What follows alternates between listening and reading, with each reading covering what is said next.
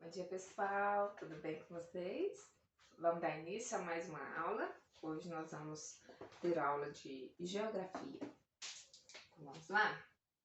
Hoje, dia 4 de fevereiro de 2021, vamos trabalhar a matéria de geografia.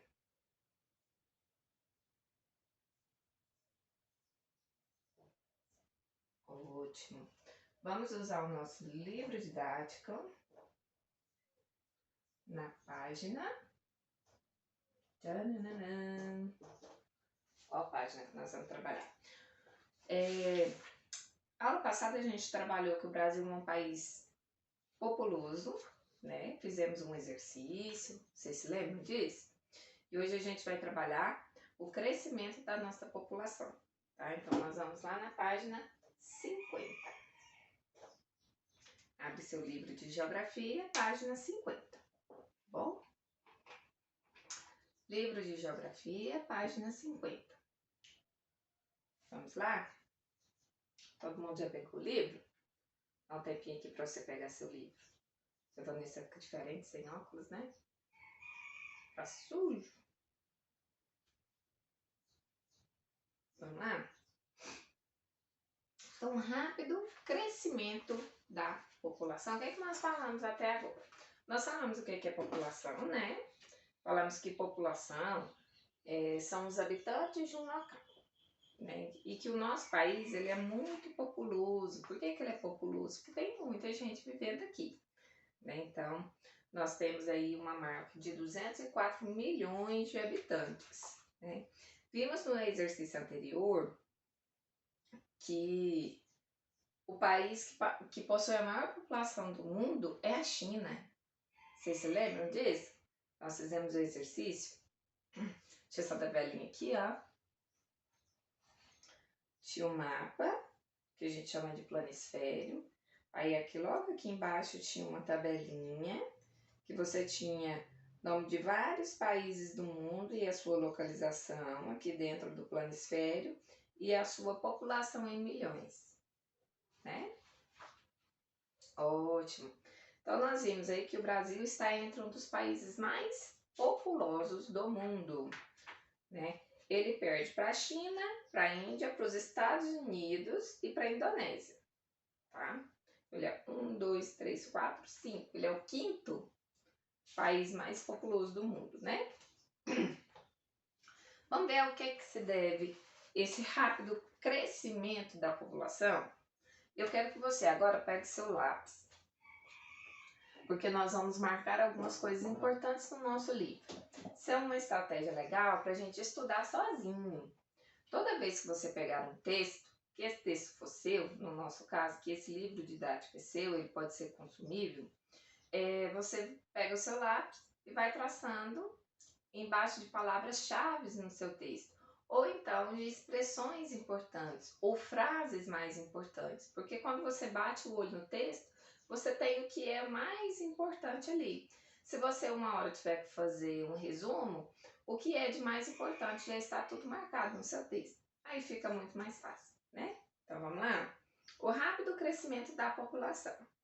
No decorrer do século XX, a população brasileira apresentou um rápido crescimento. Marca rápido crescimento. Em 1900, havia 17 milhões de habitantes no Brasil. E no ano 2000, esse número aumentou para cerca de 170 milhões. Ou seja, aumentou em quanto? Em 10 vezes o seu tamanho, né?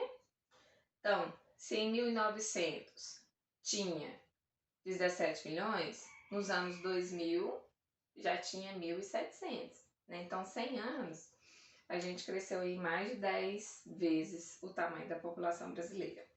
A população brasileira continua crescendo.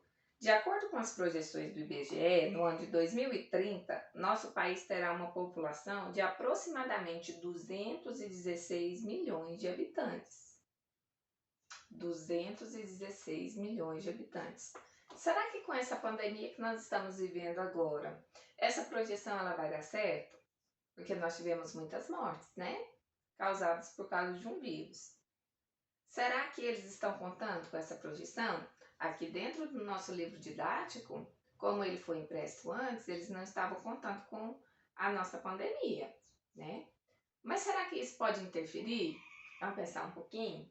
Será que pode interferir no crescimento da população? Ou será que é só mais um dos fatores que eles levam em consideração para fazer essa projeção? Pode ser também, né?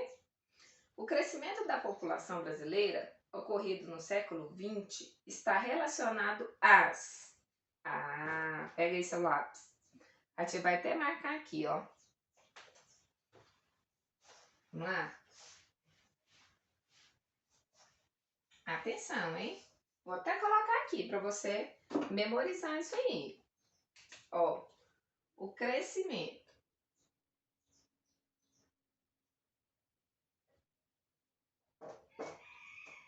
da população. Lembra que nós não estamos falando em âmbito mundial, nós estamos falando em relação ao Brasil, tá? Que é o nosso país. Ele está relacionado aqui. Pega seu lápis e marca aí no seu livro. Ó, as descobertas científicas na área da medicina. Então, em relação, vamos colocar assim, ó, a ciência na área da medicina. Marca aí no seu livro. Seu livro você vai marcar descobertas científicas na área da medicina. Que tipo de descoberta? Vacinas, novos estudos relacionados a doenças, né? Então, quando você estuda sobre uma doença, você pode saber qual é a causa da doença e como é que você vai investigar uma forma de combater essa doença. Nós temos há muito tempo falado dentro do âmbito da ciência sobre a cura, por exemplo, da AIDS, que é um vírus, que ele é transmitido sexualmente, mas ele também pode ser transmitido, por exemplo, pelo contato do sangue. Então, uma pessoa que ela tem o vírus do HIV, se ela tiver contato com o sangue de outra pessoa, ela pode contaminar essa pessoa. E é uma doença que ela matava muitas pessoas nos anos de 1900, por ali, né? E é até mais recente, né? Da década de 50 para frente. Mas o que a gente vê? A gente vê que eles estão tendo descobertas da ciência na área da medicina para fazer controle. Ainda não tem a cura, mas já se tem o controle, né? Então tem os coquetéis que as pessoas bebem, né? Elas vão fazendo a ingestão desses coquetéis. Isso diminui a morte das pessoas. Nós temos aí vários artistas famosos que morreram por causa desse vírus, né? Ali depois da década de 80, principalmente, né? Grandes artistas, grandes músicos que morreram por causa desse boom da doença, né? Aí o que acontece? Não tinha controle. E hoje a ciência ela já está trabalhando no controle dessa doença. Igual o caso da diabetes. Diabetes ainda não tem cura. Mas se você tiver uma dieta saudável, se você tiver um controle da sua doença, se você tiver a aplicação da insulina, aí você pode ter uma vida normal, ou quase normal, por causa dos avanços da medicina.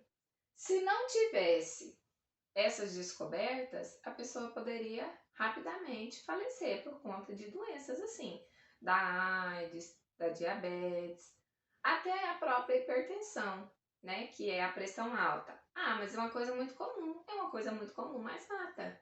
Porque a pressão alta, quando ela sobe muito a pressão de uma pessoa, a pessoa pode ter AVC, que é o acidente vascular cerebral, a pessoa pode ter infarto, ela pode ter parada cardiorrespiratória, sabia? Então, aí a gente precisa desses avanços da medicina para controlar esse tipo de doença. Qual que é o outro fator? Além dos desenvolvimentos científicos na área da medicina, a melhoria dos serviços de saneamento básico. Vou colocar aqui, saneamento básico. Pessoal, isso aqui é tão importante, mas tão importante. Por que que o saneamento básico é importante? Primeiro, que só o nome já diz, porque ele é básico.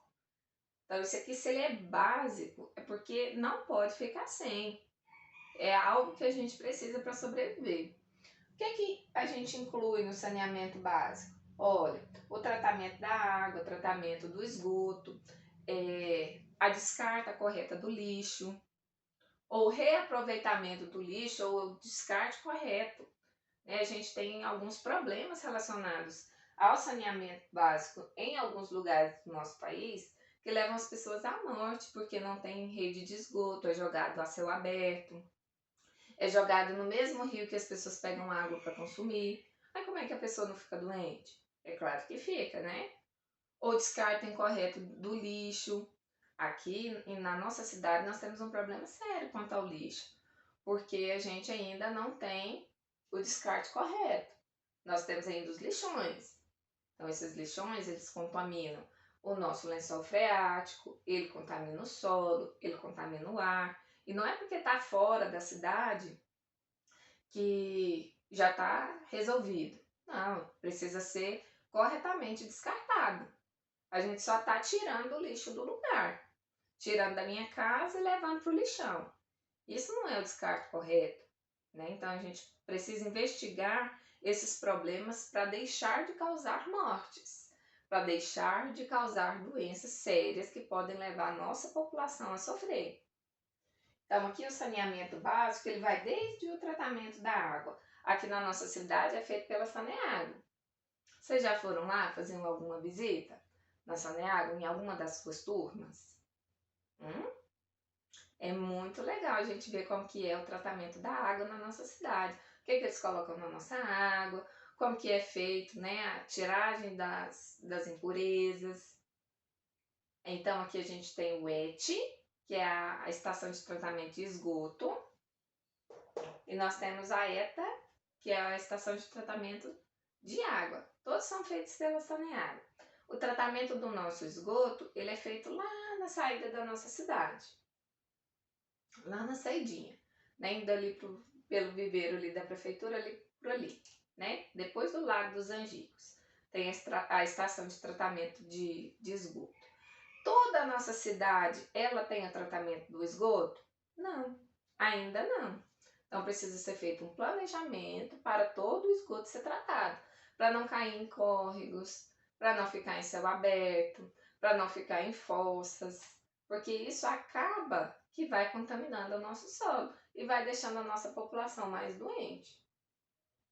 A água até que a gente consegue, pelo menos dentro da cidade, dentro da zona urbana, a gente tem o tratamento de água, mas o esgoto ainda não. Então isso aqui a gente precisa desse avanço, tá? Isso aqui impede que pessoas morram, tá? E olha só, outra coisa, e também ao grande número de imigrantes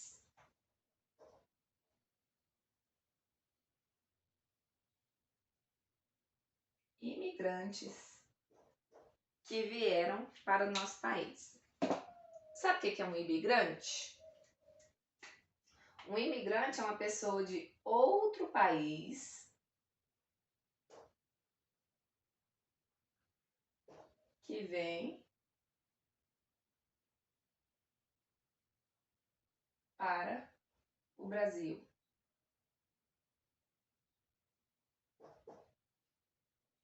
Então, um imigrante é uma pessoa que sai de outro país e vem para cá. Como assim, professora? De outro país que vem para cá? O que é que eles vêm fazer aqui? Eles vêm em busca de melhoria de vida, eles vêm em busca de, às vezes, alguma fuga de algum conflito. Nós tivemos um acréscimo grande na nossa população brasileira nos últimos anos, porque vieram os venezuelanos para cá. Vieram pessoas do Haiti, depois vieram pessoas da Venezuela. Então, os estados lá do norte do país, eles tinham uma população pequena e eles receberam muitos imigrantes de uma vez, os venezuelanos, que vieram fugidos da fome que estava acontecendo lá na Venezuela e dos conflitos que também estavam acontecendo lá. Então, a gente tem esse boom no nosso crescimento. Mas a gente já teve imigrantes vindos do Japão em uma determinada época. Nós já tivemos imigrantes vindos da Itália em uma determinada época do nosso país. Nós já tivemos muitos árabes que vieram viver no nosso país. Nós já tivemos muitos europeus que saíram da Europa e vieram morar no nosso país, tá? Então eles vêm em busca de uma melhoria de vida, em algum aspecto. Às vezes porque eles acham que a vida aqui vai ser mais tranquila, às vezes vêm para passear e decidem ficar, né?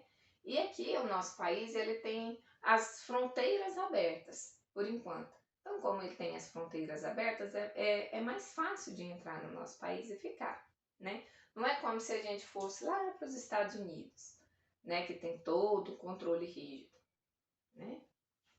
Beleza? Então, nós temos aqui, então, para o crescimento da nossa população, existiu desenvolvimento científico relacionado à medicina, criação de vacina, novos métodos, tratamento de doenças, criação de medicação, né? Saneamento básico, melhoria nesse sistema, tanto no tratamento de água, no tratamento de esgoto e também controle do lixo, né? E também a vinda de muitos imigrantes, pessoas que saem dos seus países e vêm morar no nosso. Aí a gente pode até fazer aqui uma diferença. Quando uma pessoa sai do país dela e vem morar no nosso, ela é imigrante. E quando eu saio do meu país e vou morar em outro, aí eu sou emigrante, com a letra E, tá? O imigrante é quem sai de lá e vem para cá.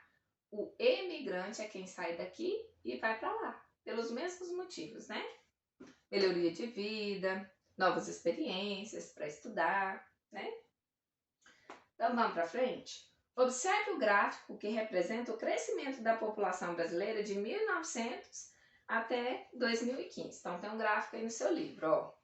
Tem uma linha enorme aqui que a gente tem o número da população em milhões. Então, nos anos de 1900, nós tínhamos só 17 milhões. Nossa população era bem pequena. De 1900 para 1920, esse número já cresceu. Ele foi para 31 milhões. Então, a gente não está falando de Goiás nem de Silvânia, tá, gente? Nós estamos falando do Brasil inteiro. Então, a população cresceu de 1900 para 1920, 20 anos depois, ela cresceu para 31 milhões. Aí, de 1920 para 1940, 20 anos depois, ela cresceu mais 10 milhões. Ó, ela já foi para 41 milhões. De 1940 para 1960, 20 anos depois, esse número cresceu muito. Ele cresceu 30 milhões. Então, ela já foi para 71 milhões. Então, houve um crescimento bem grande, né? Olha só, de 1960 para 1980, o tanto que cresceu. Cresceu de 71 milhões para 121 milhões de pessoas. E olha o boom que aconteceu de 1980 para 2000. Foi de 121 milhões para 170 milhões. Então, quase 50 milhões em 20 anos. Justamente por quê? Por causa da melhoria da medicina, avanços tecnológicos em relação à medicina, por causa do saneamento básico e por causa da vinda de imigrantes para o nosso país. Olha, de 2000 até 2010, a população tinha saído de 170 milhões para 191 milhões. Então, houve um acréscimo aí de mais 20 milhões. Então, nós temos de 2010 para 2015 um número de 204 milhões. Mas nós já estamos em 2021, professora. Qual que é o número atual? Nós ainda não temos o estudo completo. Ele é feito em anos ímpares, tá? Por isso que às vezes bate alguém lá na sua porta falando que é do IBGE, perguntando quantas pessoas que tem lá na sua casa, perguntando se tem rede de esgoto na rua que você mora, perguntando se tem acesso à água tratada, né? Qual a sua religião, qual a sua cor. Então, o IBGE ele faz uma série de pesquisas, mas essas pesquisas demoram para ficar prontas, né? Então, aí a gente tem só a última data que a gente tem é 2015. Vocês viram que tem uma perspectiva para 2030? Então, em 2030 sai uma nova pesquisa, né?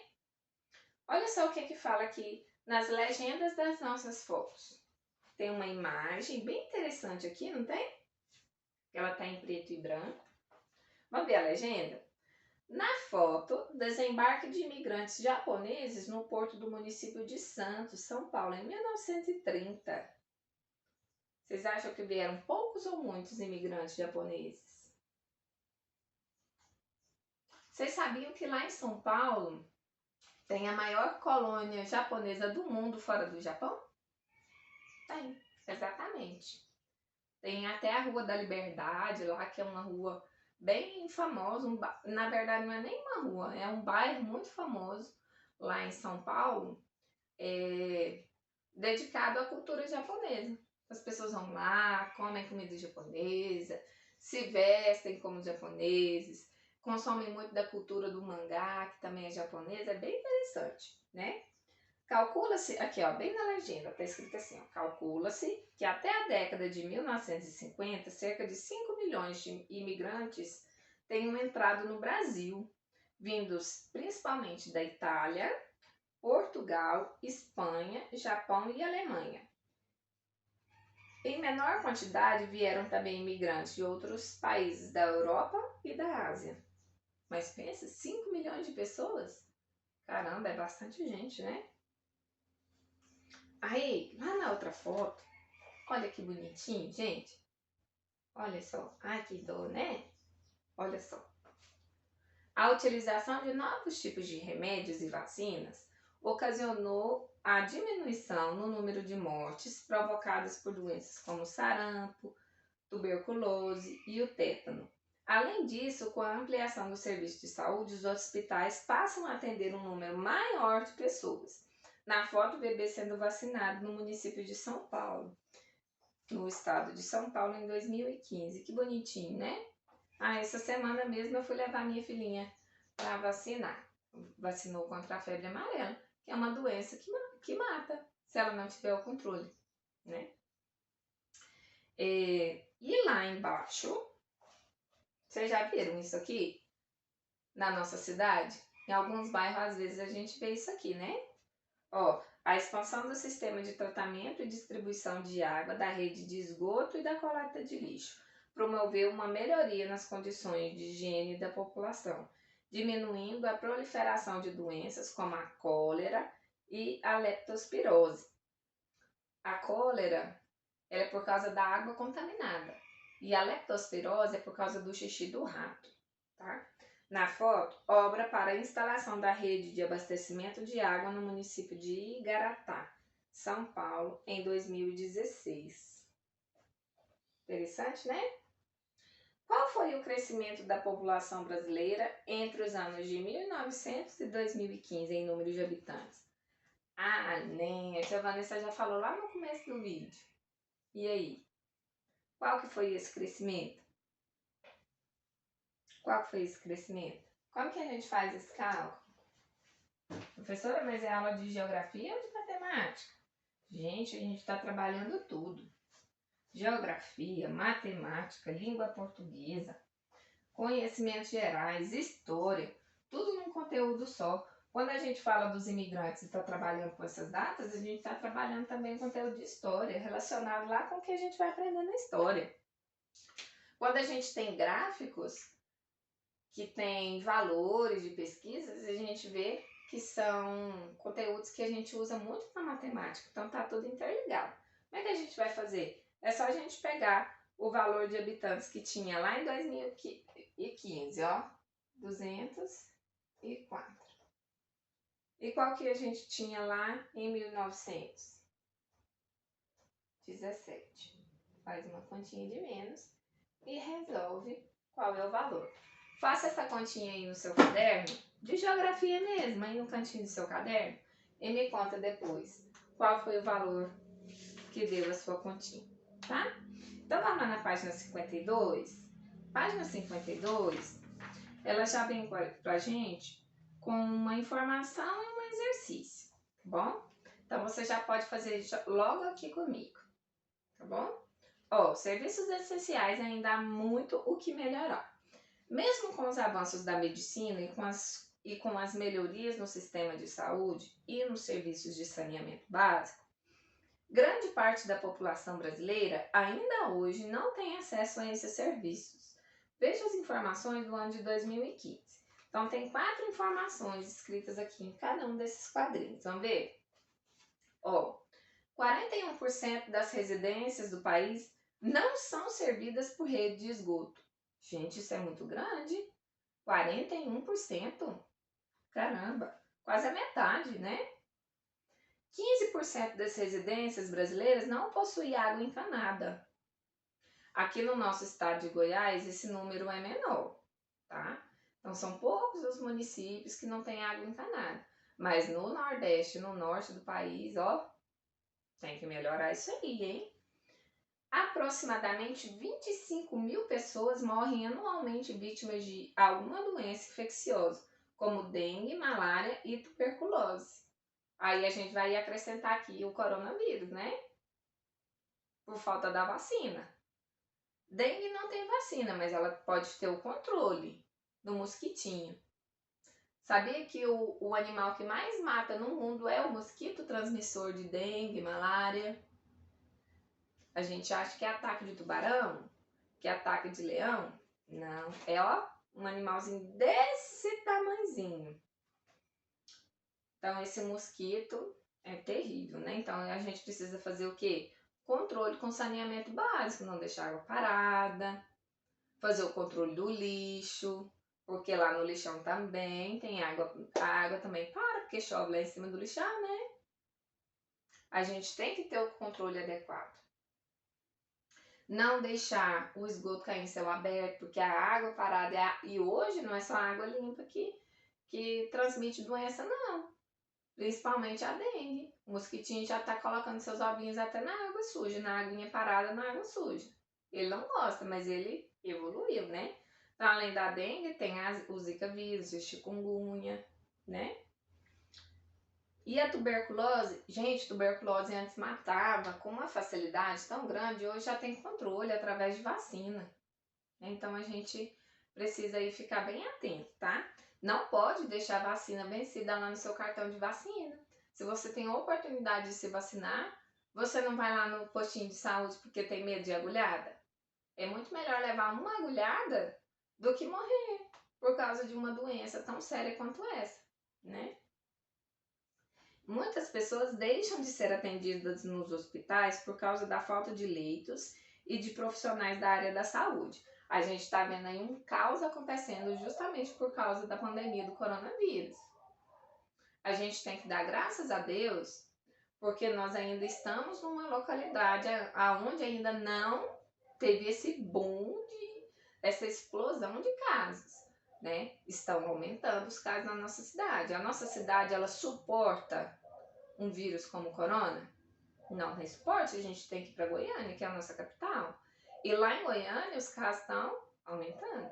Já estão falando em 90% dos hospitais já ocupados.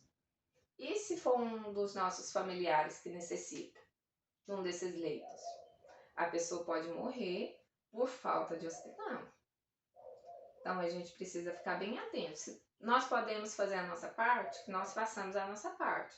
Para que quando a gente precisar, o governo também faça a parte dele, né? Converse com os colegas e avaliem as condições de higiene e saúde do lugar onde vocês vivem. Marquem B para bom e R para ruim. Então, você vai colocar letra B ou letra R. Se for bom, põe B. Se for ruim, põe R, tá? Então, tem atendimento em hospitais e postos de saúde, tá bom ou tá ruim? Distribuição de água tratada e encanada, tá bom ou tá ruim? Acesso à rede de esgoto, tá bom ou tá ruim? Coleta de lixo, tá bom ou tá ruim? Depois a gente vai socializar essas informações. Pessoal, a outra atividade que vocês vão fazer é a atividade da página 53, tá? Então, eu só vou ler aqui com vocês e já deixo lá no grupo o que a gente tem que fazer. Ó, marque com X nos fatores que provocaram o aumento da população brasileira no século XX. Foi redução no preço dos alimentos? Foi chegada de imigrantes? Foi aumento do número de moradias? Foi a melhoria no saneamento básico ou desenvolvimento de vacinas e novos medicamentos? Marca um X nas opções corretas. A tia acabou de colocar no vídeo aqui, ó, né? As informações. Então, é só você voltar um pouquinho o vídeo, fazer uma leitura do texto novamente, que você consegue marcar sem problema. Número 2. A taxa de fecundidade representa uma estimativa do número médio de filhos por mulher durante a vida. No Brasil, essa taxa vem mudando nos últimos anos. Veja no gráfico a seguir. Então, a taxa de fecundidade no Brasil. Então, assim, os filhos por mulher em idade fértil, né? Entre 20 e 40 anos. Então, a gente tem aí. Em 1940, as mulheres tinham 6 ou mais filhos. Caramba! Olha só. Aqui, ó. Dentro da nossa linha, tá? Então, aqui, ó, tem um número de filhos por mulher de 0 a 7. E aqui embaixo a gente tem um ano, tá? Isso aqui é um gráfico de barras. Então, nós temos aí, em 1940, 6,16 filhos. Não tem como ter 6,16 filhos, é de 6 a 7 filhos, né? 1950, subiu um pouquinho, 6,21, então as mulheres ainda tinham muitos filhos, né? Na casa aí dos 6, 7 filhos também. 1960, mais perto dos 7 filhos do que dos 6, né? Então, nós temos aí 6,28. 1970 já veio diminuindo um pouquinho, 5,76. Em 1980, já, o número já caiu para, em média, 4,35. Entre 4 e 5 filhos. Em 1991, ano que eu nasci, 2,85. Então, as mulheres geralmente tinham entre 2 e 3 filhos. A minha mãe teve 2 filhas, né? Teve 2 filhas. Mais ou menos perto dessa época mesmo. 2000, as mulheres ainda tinham entre 2 e 3 filhos. 2,38. Em 2015, esse número abaixou. 1,72. Então, hoje as mulheres falam assim, hoje eu penso muito mais no futuro, então eu vou ter menos filho. A educação tá muito cara, é muito difícil, tá tudo muito difícil, tem muita violência, então eu vou ter menos filho. Não tenho tempo para preparar o meu filho, né? Então, hoje as mulheres têm um pouco menos de filho. Eu estou na contramão, né? Estou na contramão dessa pesquisa aí, né? Porque nós estamos em 2021 e eu tenho 3, né? E é interessante, porque se a gente for pensar na nossa realidade aqui no interior do estado de Goiás, se a gente for pensar quantos filhos a sua avó teve? A sua avó teve quantos filhos? E a sua bisavó teve quantos filhos? No meu caso, que sou mais velha que vocês, aí bem uns anos, né? A minha avó teve 17 filhos, minha avó materna. Desses 17 filhos, 14 chegaram à vida adulta. 14 chegaram à vida adulta, os outros morreram ainda na infância, né? Não é interessante? Caramba, 17 filhos a minha avó teve. Minha mãe só teve 2, mas eu tenho tios que tiveram 5. A maioria teve 3 deles. Eu tenho 3, mas a minha irmã só tem 1. Tá vendo que dá uma equilibrada? E aí, sua mãe teve quantos filhos? E você? Será que você vai ter quantos filhos quando você crescer? Demora um pouquinho, né? Tomara que você já tenha a sua vidinha bem estabilizada quando isso chegar. Beleza, gente? Realize uma pesquisa em revista... sobre a número 2, a tia não leu. De acordo com o gráfico, o que tem ocorrido com a taxa de fecundidade das mulheres brasileiras? A taxa tem abaixado ou ela tem crescido? Então, você vai comparar em 1940 com 2015. Esse número cresceu ou esse número diminuiu? A letra B. Realize uma pesquisa em revistas, livros e internet sobre as principais causas dessas mudanças na nas taxas de fecundidade e faça as anotações abaixo. Então, você vai pesquisar aí, né, na internet rapidinho, né? O que você vai pesquisar? As mudanças nas taxas de fecundidade nos últimos anos. Beleza? Então, um beijão pra você. Tem que dar um tempinho pra você fazer sua tarefa, né? Então, até mais. Amanhã a gente volta com a nossa aula.